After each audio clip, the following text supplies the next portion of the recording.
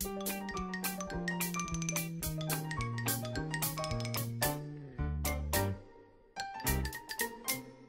get a move on! Everybody, positions, please. Girls to the front. Come on. 5, 6, 7, 8. Oh, hello. Shoes. I haven't got any. Well, you have now. Put them on. As 2 groups, girls. Hi, Susie. Hi.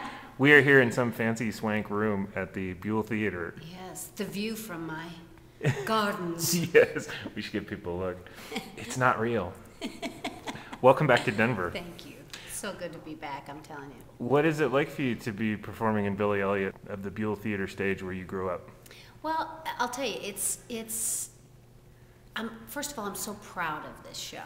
And I've been here a couple of times. I was here with Les Mis, and I was here at the Secret Garden, and I worked at Country Dinner Playhouse, and I took class at the National Theater Conservatory. So I feel like I know this town. Yeah. And to be here with this show, one of which I'm really proud of, it feels great. There's a strange-looking kid right over your shoulder. Yeah, there Oh, he is. that's Billy. He's not real either. No, But you went to Heritage High School. I did. So who all do we know? Okay, let's see, who do we know? Well, Russell Hillock Yeah. was my choir director, and I have to say he was probably my main influence in terms of challenging me and maybe recognizing that I had somewhere in the second alto in me that I had some talent. So he was your Mrs. Wilkinson. Yeah, and crabby like Mrs. Wilkinson too. Sorry, Russell. We should clarify, Mrs. Wilkinson is the role that you're playing in Yeah. Billy Elliot. You used to play the mom. Yeah, I started out in the first national tour as Dead Mum. Yeah. And I was hired as the Mrs. Wilkinson cover.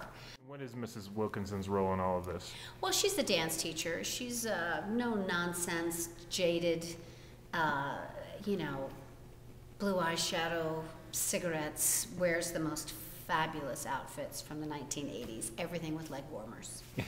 She runs a dance studio, but it's actually the town skanky recreation center that doubles as a boxing club. And I like to think that she's just trying to inspire these girls in town to appreciate dance and to get something out of it, and it's hopeless at times, but she keeps trying. Nice. So tell us about your memories of the Country Dinner Playhouse. Oh my gosh.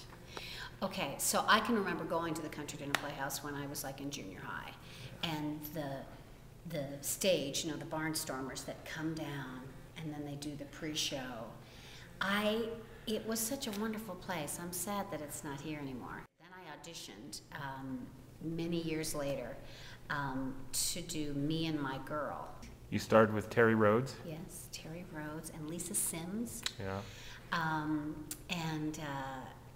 It was such a great experience because I was finally working. I had done other stuff, but I had never really worked in Denver, so it was great. But I remember at the first day that the opening day or whatever it was, to be standing, places please, and then you walk out on that, the barnstormers deck. That's right. And you stand there and then you drop down. Anyway, it was awesome. Everybody talks about the hydraulic stage. Yeah, I just loved it. Well, it's so unique, Since then, you've been on Broadway in Les Mis, and not in the role that you originally thut you might get. Yeah. Is that right? That's Tell true. us that story. That's true. I always thought I would be Eponine because Yeah. I'm sort of a tomboy, and when you go to see a show, you think, oh, that's the part that probably fits me the most. And I auditioned, or I went to an audition, an open call, and got typed out. Like, I didn't even get to sing. I stood there in line with everybody in New York, and I didn't even get to sing. And then I came in, and it would be one of those things like, yeah. And then I wouldn't get it. And finally, I had just had my son Jack. I don't know, maybe he was like 6 months old or something. And I thought, they were having auditions, and I thought, oh, I'm just going to go in and say hi. And I went in, and the head of casting that show at the time was a guy by the name of Richard J. Alexander. And he said, oh, you must come back. You've had a child. You must come back and sing Fantine for us. That makes you Fantine. Right. And so anyway, I was like, okay, and I went the next day and thought, I'm not going to get this. Why am I putting on makeup? I've been in for this like 4 or 5 times. All right, I'm just going to go. And I went in, and I have to say, in his defense, that there is something about being a mother and that changes you somehow and changes your perspective on stuff. And also you have a lot more emotion to draw from as a mom. I don't know why, but you do.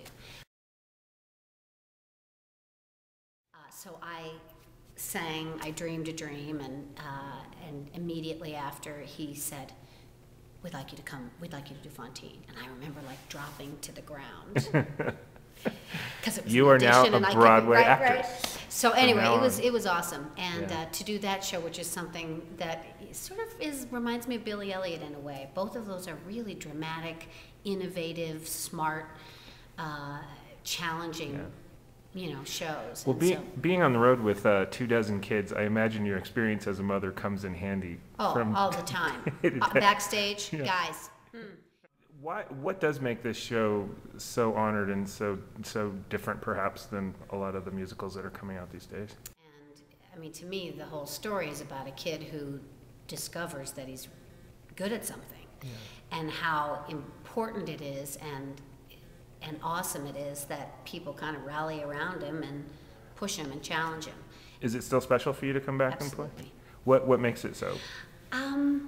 Well, I think of myself. I think of myself when I was in high school, and I didn't make the cheerleading squad, and I didn't make the tennis team, and so I was trying to find something, and I tried out for this play, Harvey, when I was a junior, and I remember loving it and thinking, well, maybe I'll just try out for the next one, and we'll see if I get it, or just not knowing at all that this is what I wanted to do, and and thinking, oh, it's, maybe I should be a vet or something more traditional.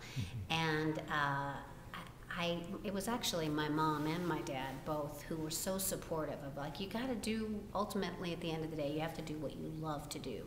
And if you can make a career out of doing something that you love, then you're really lucky. And I can remember sitting, in those seats watching shows, and to me still, especially in the finale, I come out and have this fantastic bow at the end of the show, but I do look out there and think, oh my God, I cannot believe that I'm actually on this stage right now, and like, it just blows my mind. Susan Parks, you look like a spastic starfish girl. I do always ask everybody that I get a chance to talk to if they have an embarrassing Paul Dwyer story. I have a very embarrassing Paul Dwyer story, but I cannot tell it. No fair. Solidarity, solidarity.